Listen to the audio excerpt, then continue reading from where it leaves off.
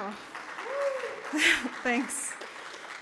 Thanks for having me here. My name is Amy Manning, and I have worked in housing and homelessness for 22 years, which seems like a really long time at this point. I want to really ground us in this moment as far as our community. I think there's a lot of conversations about where people are from and whether they deserve care or not, whether that is nationally, internationally, or in our local community. I've been doing this work for a long time, and this is sort of the ugliest moment that we've had for how we talk about folks who have struggles and are down on their luck. So I want to say that how I'm not from Spokane.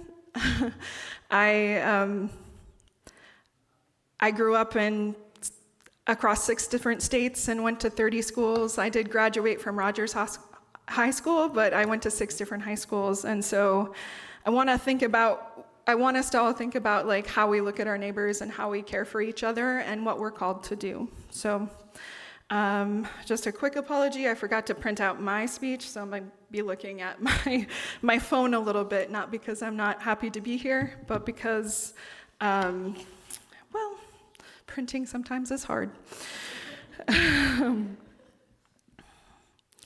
As we enter another winter in Spokane, I can't help but think and be reminded of the coldest winter of my life. It was bitter and the schools were closed, and I was in Montana, so closing the schools was not something that happened very often. They made us muscle through. It was a really rare event for a Montana winter. My family was huddled together. We had our heater had went out, and we had it fixed, and then it went out again, and we heard this loud bang. And in 30 minutes, our house and all of our belongings burnt to the ground. We lost everything. I was 12 years old. My brother was 8, and my sister was 6, and my mom was a single mom. In that moment, in those 30 minutes, our possessions, our sense of safety, everything was out and done. It was really terrifying. It was disorienting. Starting over felt like pushing against an avalanche. And we ended up moving into a crowded apartment. My mom had a friend who had 4 children as well, and so there were 2 moms and 7 kids in a 3-bedroom apartment. And for a while, that's where we were. And for a long time, life really was defined by scarcity and hard questions like, why us? How could we keep going against these odds? And in my family's crisis, our community showed up. In the Missoulian, the local paper, and thank you for the Missoula quote, I appreciate it, it feels like home. We had a tiny article. It was probably like 4 sentences that talked about how we lost all of our belongings, how everything was gone in 30 minutes, and if folks wanted to like help, they could. And so we were wrapped by community love. Like what happened in that moment is folks saved silverware and bunk beds, and little church ladies sent $5 checks, and it was this really profoundly humbling and moving experience for me as a 12-year-old. It was my first moment where I really experienced community outside of my family. And I realized how small things could make a big impact in somebody's life, and how all of us together could make soft places for people to land and help to get back up. And I know that without those things, without all of those pieces that came together, that it would have taken a lot more for my family to get back up. I also saw how hard everything was when you're homeless. From getting to appointments, to getting to school, to like making sure that you had appropriate clothing. I had won the spelling bee that year in my 7th grade competition, and I was not allowed to like participate because I wasn't in the same school district. And that those moments like impact you, right? Like where you're from, what you can do, and who you belong to and who counts. This core piece of experience of my life has, I didn't think when I was 12, I'm going to do housing and homelessness for the rest of my life. That was not how that happened. But as I moved through college, the need to make my community live up to the ideals of belonging and opportunity became the center of my mission in life. I carried it with me through college, where my path changed, but the search for community of belonging and inclusion continued. I joined anti-racist protests. I organized for living wages. I advocated for expanded healthcare insurance for children. I worked for LGBTQ rights. I really took my individual mission as part of the community. And at that point, I didn't really understand what community organizing and the power of the people and the power of community was doing it. I was just sort of gonna get stuff done. And I knew that housing wasn't just a necessity, but it was really essential for folks to be able to realize. I knew what a profound role housing and safety had for me to be able to realize the work that I had done, and for my person to develop. And so over the past 22 years, I worked for Transitions for a number of years. I worked in the housing at Miriam's house. We built the Home Yard Cottages, which are 24 units of housing that serve folks that have been experiencing homelessness, singles and families. We serve women at Miriam's house that are experiencing homelessness, and also at TLC, families. I worked at Habitat in Missoula, helping families come into home ownership, sometimes for the first time. I talk about this because I think lots of times in this land of despair and perpetual social media and really, really trying times for so many of us, that we think that we can't do anything. We think that all of these problems, housing, homelessness, rise in fascism, are pieces that we cannot do anything about. And I stand here saying that locally, we can do a lot about these things. Each one of us here can work to care for our neighbors and community. And so that's what I stand here. I stand here with a little bit of hope in a time that feels hopeless. I stand here as somebody who has been told oftentimes that there's no way we're gonna solve homelessness, and that homelessness isn't a housing problem, and all of these type of things. And I'm really grateful for Susan and for folks to invite me to talk about that. So I'm just going to spend a little bit of time talking about what we're doing at the Land Bank, because most of my career has been in housing programs for homeless services and that sort of thing. But recently, I worked at Camp Hope for the 2 years that it was open to help folks get from outside into housing.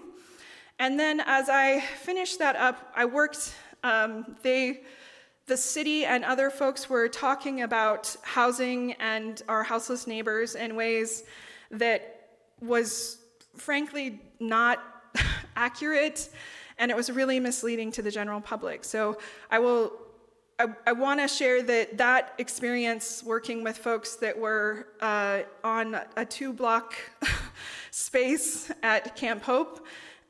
Did not want to be there, they did not want to be outside, and there was not enough shelter, because I know that is something that has been out in the community a lot.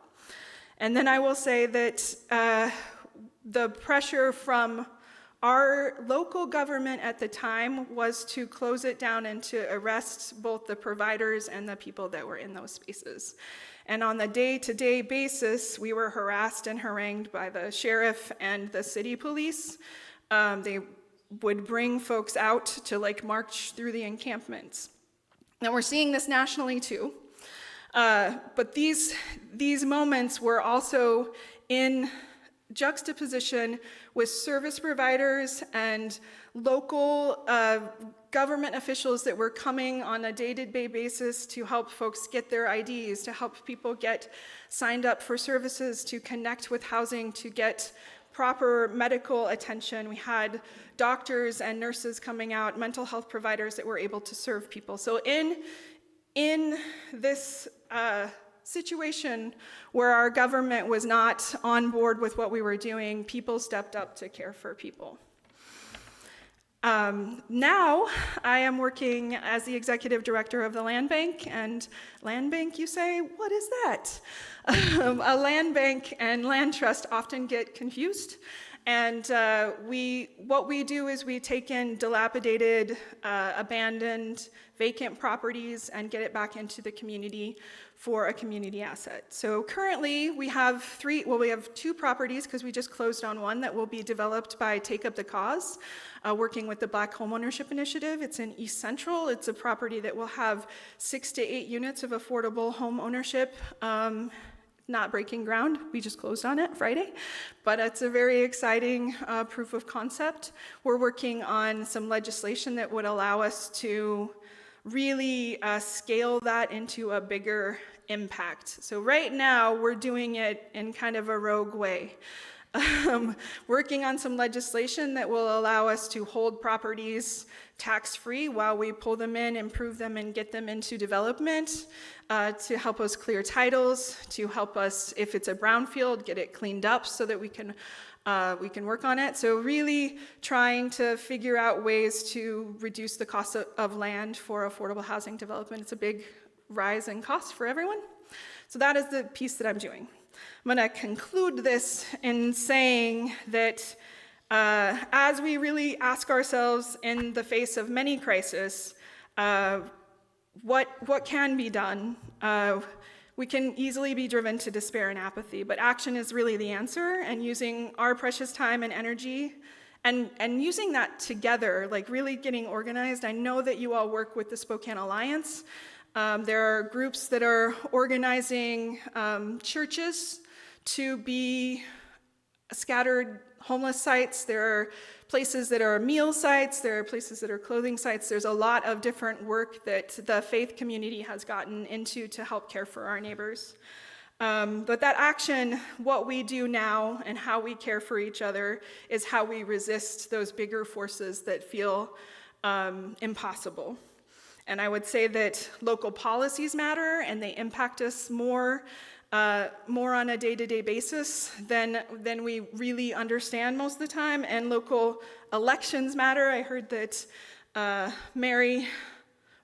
Judge Mary Logan was here a bit to talk to you. Those folks that have power to do things, that's who we need to be like getting in there, that can work with us on those things. And she does an incredible job on community court. I want to like open it up for questions of how we might be able to work together on housing, how your church might be able to like get involved in housing and homelessness, or just questions about the work. Yeah. Great. Well, we welcome your questions. Mm-hmm.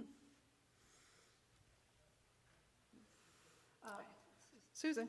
How does property or land come to your attention in working to the land bank?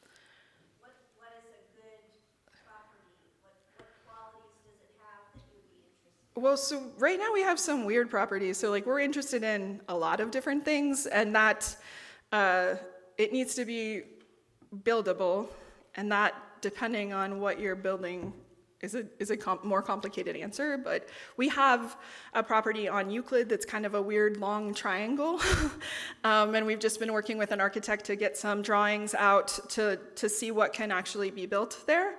And then we have another one that is on Wilson that's sort of got some elevation and trees and things on it that have some other challenges. But like, so challenged property, we're interested in property that maybe is sitting there and not being of use, right, is really the key for land banks. Is we really want to take in stuff that's not being utilized, underutilized, or it's just kind of sitting there.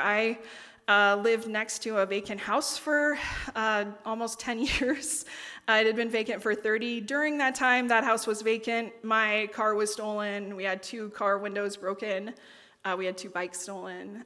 Now we have a lovely neighbor who works at Lutheran Community Services, and we have not had that problem at all. So being able to really transform some of those vacant and abandoned properties into community assets. So I don't have a checklist because it gets so complicated. Yeah. Okay. Oh, we have a mic. We have the technology now. Are you, Kinda. is it on? Okay. Are you building individual homes or multifamily homes? So the land bank doesn't actually build. The land bank is a pass-through, like we take it in, get it ready to build, and then we identify the developer that's able to like realize that vision. And so we don't technically build, but we are, so right now we just have smaller infill parcels, but we have a developer that has offered to sell us at half price, like 50 lots, but it's in Latah Hills, and so there's some other challenges around that. But we could potentially have larger parcels. We also are working with the Washington Department of Transportation, the city of Spokane, on surplus properties that are just kind of sitting there that they're not doing anything with. So everything, the land bank can take in everything to a small, tiny, weird triangle parcel like the one on Euclid, or something like 50 lots in the Latah Valley. Mm-hmm. Hi, Dan. Well, earlier this year, I met with you and a couple others. Yes. And we were exploring at that time a minimalist type of housing, primarily looking at something that would be mass-produced in a plant. And it looks like you've kind of moved from that to working, with existing housing that you're rebuilding and so on, as you just discussed. Is there any chance, or are you looking at going back, working with churches and putting minimal shelters there that would be just a place where people that are sleeping under bridges and so on can go in at night, have a bed, have lights, and have shelter and security for the night? Are you looking at that? Yeah, so that's a really great question, and it does remind me of a stripe of what the land bank is working on that I did not mention, which is we are part of a group that's working on with Drew Peterson on faith-based properties, and that group is called Liminal Lands Consultants. It has just recently came up with that name. I've been calling it the Church Land Development Team.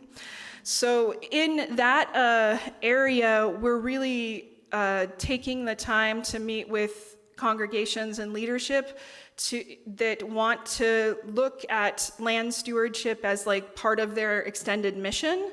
And for some folks that is what can we do now, and can we provide shelter for folks? Can we use this property that we have to serve now, or is this something that we want to develop later? So that group and the land bank plays an important piece in that conversation, both in doing some community organizing and community listening sessions about what is the mission and the approach that the congregation wants to take, what are the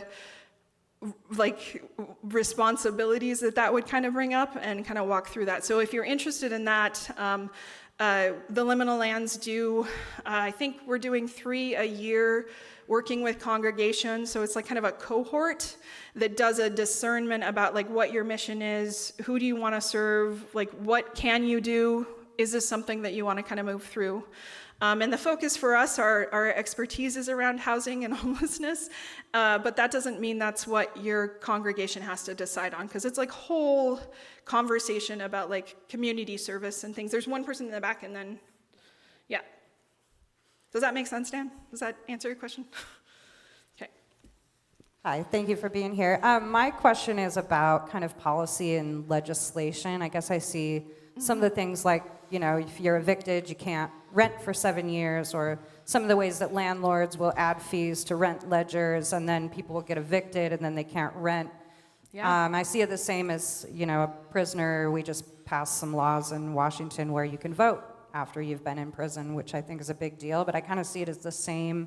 Yeah. And I love everything you're doing, and I just am curious about, like I said, the policy and legislation part of it, if that's part Yeah. of the advocacy work that you're doing. It is. It absolutely is. So I'm involved in I wear a number of hats doing this stuff for a long time.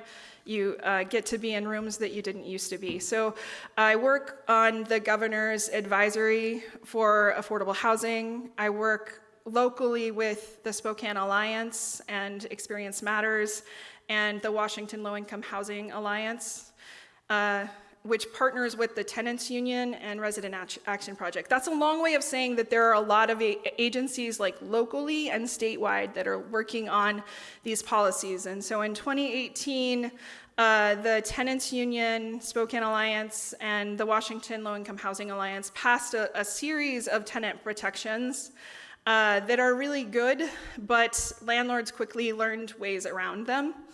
And just last year, we passed a rent stabilization bill that also limits, because we were seeing rents rise 100, 300% in a year. So somebody who had been housed stably in a unit would come in one day when their lease was expiring and get a notice that they would have a $400 or $500 increase. And we're seeing more folks evicted right now.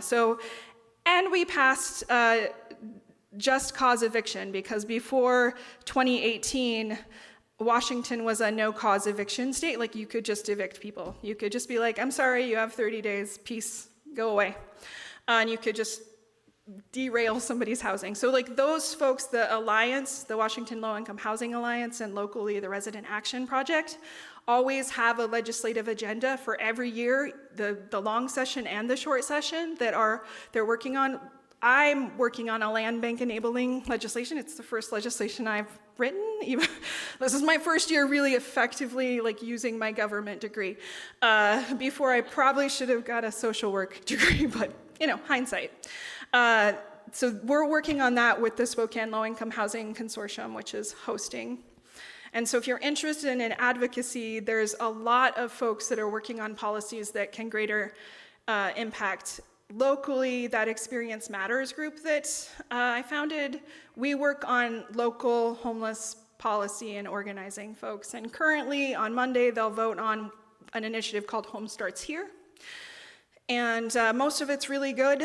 It does give a lot of discretion to the police, but we really don't have the votes currently to push back on it. So it does rely on organizing folks like you to call their city council members and say, hey, you're doing that. So if you're interested in that, I did put together some organizing and policy advocacy sheets that are on that table right next to you that have those organizations, so that I just sign up for the alerts. So you don't have to, I can say this because I've been in it for 22 years, but you don't have to do that. You can just sign up with the people that are working on the things that you want to work on, and they'll give you alerts and tell you what they're working on. So We have time for one more. okay. Yeah. Here comes Tom.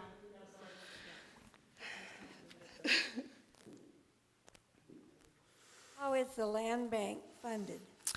So currently we have a EPA brownfield grant where we do brownfield assessments, and a brownfield is a potentially polluted property that has been polluted for a number of different reasons, industry and otherwise. And so we work on those assessments and identifying. So that funding comes, a little bit of it helps with the administrative pieces. The properties that we have, we sell for nominal, and that helps with it.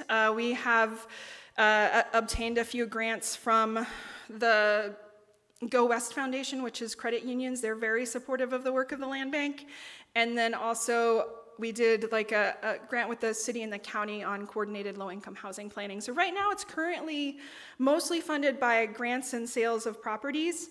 In that legislation, what we're working on to go statewide is there would be some funding, And there's a number of different ideas on the table about how that would work, but there's some funding that we're trying to get allocated to support land banks across the state of Washington.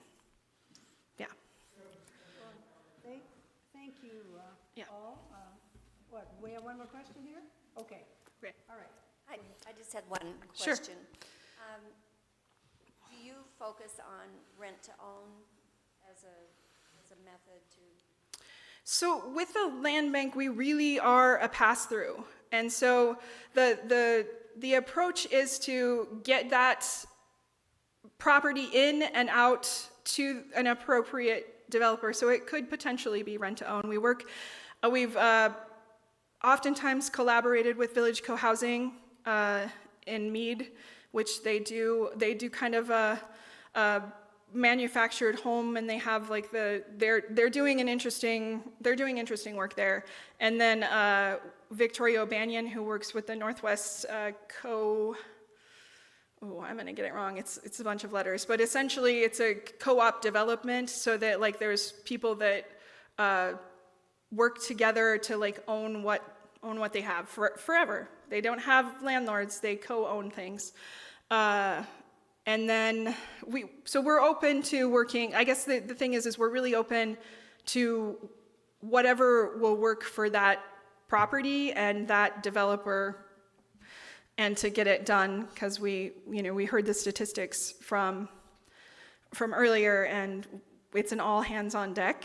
And it's not like we don't just need low income housing, we need housing across the spectrum. So some of the other advocacy issues we're working on is to open things up in a broader way, to not have as many. I've never been on the side of deregulation before. It's a really uncomfortable space for me. But like the way that we have regulated housing production and some of these things like manufactured housing or rent to own or condos has really stifled what people can do and how we can creatively respond to it. So one of the efforts is also I work with the Scaling Starter Home Production Plan and the Black Homeownership Initiative on the West Side, and they're analyzing all of those policies to try to really get to a place where folks can do good work without an act of Congress. Right now, affordable housing costs about twice as much to build as market rate housing, and that is a real bummer. Yeah. How is any of this affected by a reduction in federal funds that we hear so much about? And can you be specific where that is affecting you? Well, in every area possible. We're looking at deep cuts to the HUD voucher system, which will make people homeless. That's just we don't have enough subsidized housing already, and if we're eliminating the vouchers that folks can use to stay stabilized when they're on a limited income, when they don't have enough to meet the market rate, we're seeing it in the CDBG, the Community Development Block Grant, that helps churches or other folks that are doing services fix their roof or do those kind of things. It's in every area. It's in every area. And in HUD in the 1980s, 85% of the budget, people don't talk about this, but 85% of the HUD budget in the 80s was cut. And we never came back to that. So we have not invested in affordable housing since the late 70s, early 80s. And so these are ongoing, there's a current crisis, but this has been brewing for 50 years.